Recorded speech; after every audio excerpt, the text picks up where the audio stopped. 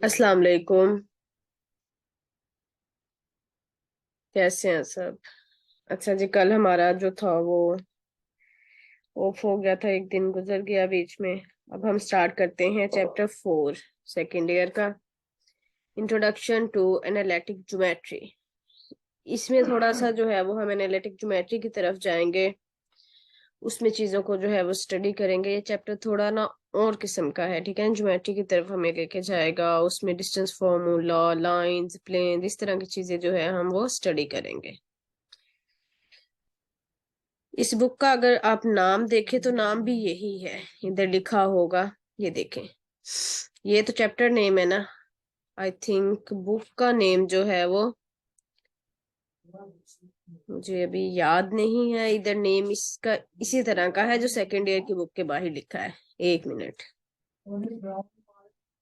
ये देखें, calculus and analytic geometry, ठीक है, यही है इसका नेम।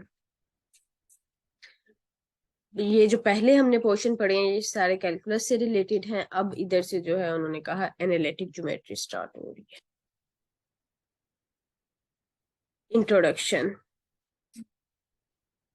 सबसे पहले इंट्रोडक्शन है हमारे पास। ज्योमेट्री, ये क्या है? ज्योमेट्री की डेफिनेशन है, geometry is one of the most ancient branch of mathematics.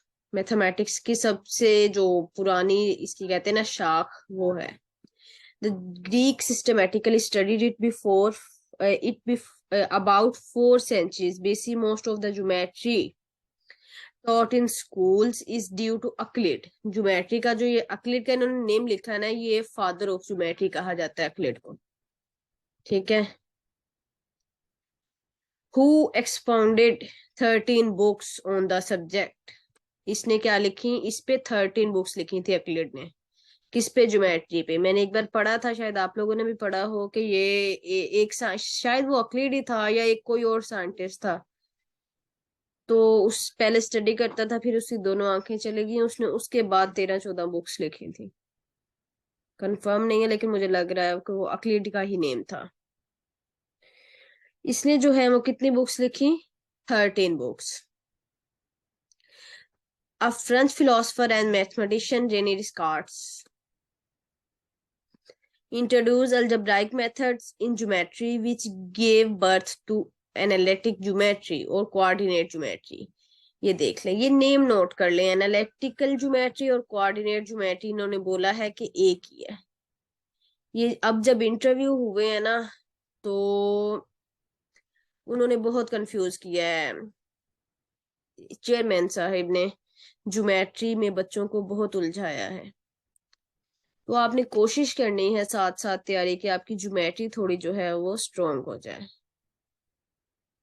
क्योंकि पहले वो क्वेश्चन करते ज्योमेट्री का, फिर अगले बंदे ने आंसर दे दिया, उसी में से जो है वो अपने मतलब का क्वेश्चन निकाल के फिर उसमें से क्वेश्चनिंग स्टार्ट कर देते हैं। अच्छा, आपने नाम लिया एनालिटिकल ज्योमेट्री का, चलें ये बताएं एनालिटिकल ज्योमेट्री कोऑर्डिनेट ज्योमेट्री में क्या फर्क है। हाइपरबोलिक ज्योमेट्री, ये चीज वो, इस तरह डिफरेंट क्वेश्चनिंग आगे से आगे। आपने अक्लिड का नाम ले दिया, वो पूछ लेते हैं अक्लिड के पोस्टुलेट्स बता दें। ये तो मैंने अक्लिड के पोस्टुलेट्स, जिन्होंने अभी इस बार इंटरव्यू दिया उनको पता होगा कि मैंने तो पहले कभी नहीं पढ़े थे, अभी इंटरव्यू में पढ़े थे। तो आपने ये कोशिश करनी है कि आपकी ज्योमेट्री जो है वो साथ साथ स्ट्रोंग हो जाए थोड़ी। अब इन्होंने कहा है रेनी डिस्कार्स जो है उसने क्या किया, अलजेब्राइक मेथड्स दिए ज्योमेट्री को सोल्व करने के लिए, और उसकी वजह से किसको आगे ग्रोथ मिली? एनालिटिकल ज्योमेट्री को। Our aim is to present fundamentals of the subject in this book. हम इसमें क्या करेंगे? बेसिक्स रिप्रेजेंट करेंगे। सबसे पहले है कोऑर्डिनेट सिस्टम। हमें पता है दो जो है वो रियल लाइंस जब परपेंडिकुलर इंटरसेक्ट करती हैं तो हमारे पास क्या बनता है? Coordinate system. ये हमारे पास क्या है? उसका ओरिजिन है। इधर पॉजिटिव राइट साइड पे पॉजिटिव एक्स एक्सिस और ये नेगेटिव एक्स एक्सिस, ये सिंपल चीजें हैं। और इसी को हम क्या बोलते हैं? कोऑर्डिनेट एक्सिस, ठीक है। इसमें से इधर से कुछ भी पढ़ने वाला नहीं है, ये तो बहुत बेसिक है कोऑर्डिनेट एक्सिस का। किसी भी पॉइंट को लोकेट करने के लिए, लेट्स सपोज ये हमारे पास पॉइंट है पी।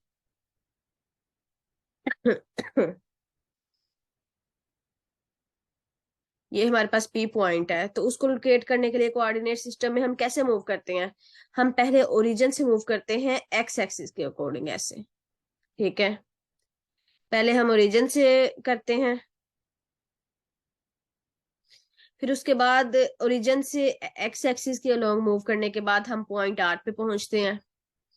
फिर उसके बाद आर पे जाके हम वाई एक्सिस के अलोंग जो है वो मूवमेंट स्टार्ट करते हैं, वाई यूनिट इस पे मूवमेंट करके हम पी पे पहुंच जाते हैं। ये किसी भी पॉइंट को लोकेट करने का तरीका है कोऑर्डिनेट एक्सिस में। ये ऑर्डर्ड पेयर होते हैं, ये हमें पता है, एक्स वाई को हम ऑर्डर्ड पेयर बोलते हैं, और ये जो है कोऑर्डिनेट्स एक्स वाई को कोऑर्डिनेट बोलते हैं, x coordinate and y coordinate. वैसे एक्स एक्सिस को एब्सिसा और वाई एक्सिस को ऑर्डिनेट भी बोलते हैं।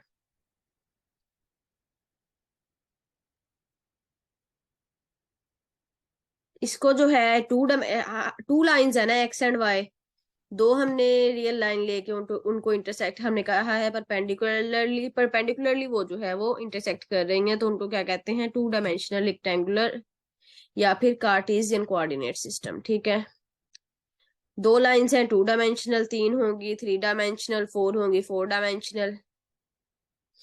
ये हमें पीछे भी पड़ा है, एक्स कोऑर्डिनेट को हम एब्सिसा बोलते हैं और वाई कोऑर्डिनेट को ऑर्डिनेट बोलते हैं।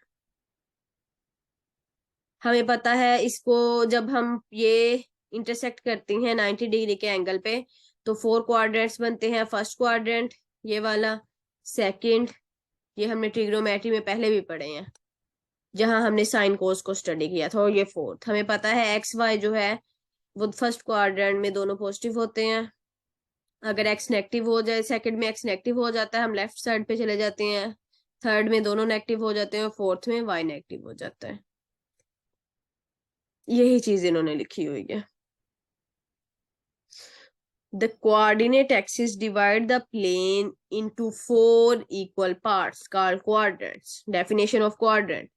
क्वाड्रेंट क्या होते हैं? जो कोऑर्डिनेट एक्सिस है, जब 90 डिग्री के एंगल पे वो इंटरसेक्ट करते हैं तो प्लेन को फोर पार्ट्स में डिवाइड कर देते हैं इक्वली, तो उन्हीं को हम कोऑर्डिनेट्स बोलते हैं। और ये जो है इन्होंने कोऑर्डिनेट्स के साइन लिखे हैं।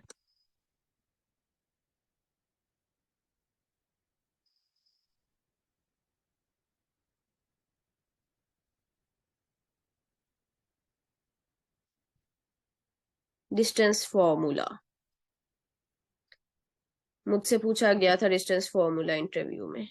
ठीक है, ये देखें, ये तो सिंपल साइन है ना, मेजरमेंट का एम जब हम लिखते हैं या फिर हम इसके गिर्द बार लगा दें, तब भी यही है कि हम ए बी की लेंथ मेजर कर रहे हैं। ठीक है, और ये जो ऊपर साइन है ये लाइन सेगमेंट का साइन है कि किसी भी लाइन की हम लेंथ ले रहे हैं। अगर एरो आ जाए इसका मतलब है लाइन इस तरफ एक्सटेंड होती चली जा रही है। अगर दोनों तरफ एरो आ जाए तो लाइन दोनों तरफ एक्सटेंड हो रही है। और अगर किसी तरफ भी एरो ना आए तो इसका मतलब है वो लाइन सेगमेंट है और उसकी लेंथ जो है हम मेजर कर सकते हैं। लेकिन जब एरो आ जाएगा फिर हम लेंथ मेजर नहीं करते हैं।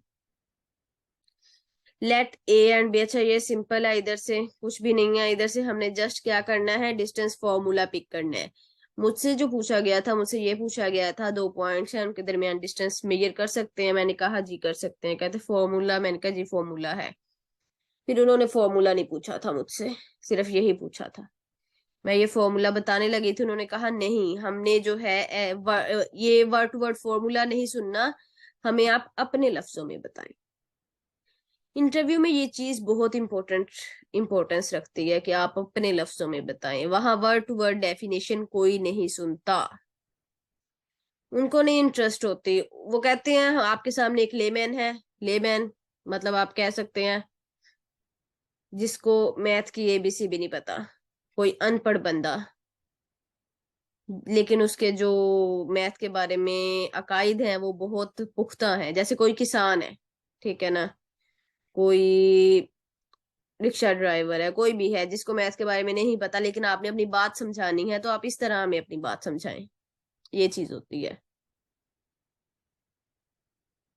ये जो है ये हमारे पास क्या है? उन्होंने कहा डिस्टेंस फॉर्मूला है, दो पॉइंट्स के दरमियान कोऑर्डिनेट प्लेन में दो पॉइंट्स के दरमियान डिस्टेंस मेजर करने के लिए हम ये फॉर्मूला यूज करते हैं। The distance is always taken to be the positive. Distance हमेशा क्या होगा? पॉजिटिव नहीं होगा। ठीक है ना, दो पॉइंट्स के दरमियान डिस्टेंस अगर नेगेटिव आ गया हम उसके जो है वो एब्सोल्यूट वैल्यू लेके हम कह देते हैं ये पॉजिटिव है। डिस्टेंस कभी भी नेगेटिव नहीं हो सकता। It is not directed distance from A to B when A and B do not lie on the same horizontal or vertical line। Distance हम तभी मेजर कर सकते हैं जब या तो सेम हॉरिजॉन्टल लाइन में हो या फिर वर्टिकल लाइन में हो। इन्होंने ये कहा है do not when A and B do not lie on the same horizontal or vertical line। if A and B lie on the parallel line, अगर दोनों वो parallel line में है to one of the coordinate axes, then by the formula the distance is absolute value of the directed line। उसकी क्या आ जाएगी? Absolute value आ जाएगी। Simple ये चीजें इन्होंने एक्सप्लेन की हुई हैं, इसमें कुछ भी नहीं है।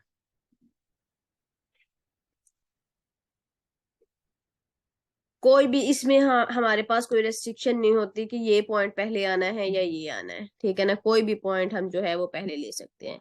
इसमें ये तीन चीजें मेन है, इधर से फॉर्मूला पिक करना है, फॉर्मूला ऑलवेज जो है वो पॉजिटिव होता है, उसके बाद जो है वो पॉइंट में हमें कोई मुश्किल नहीं होती, हम कोई भी पॉइंट पहले ले सकते हैं।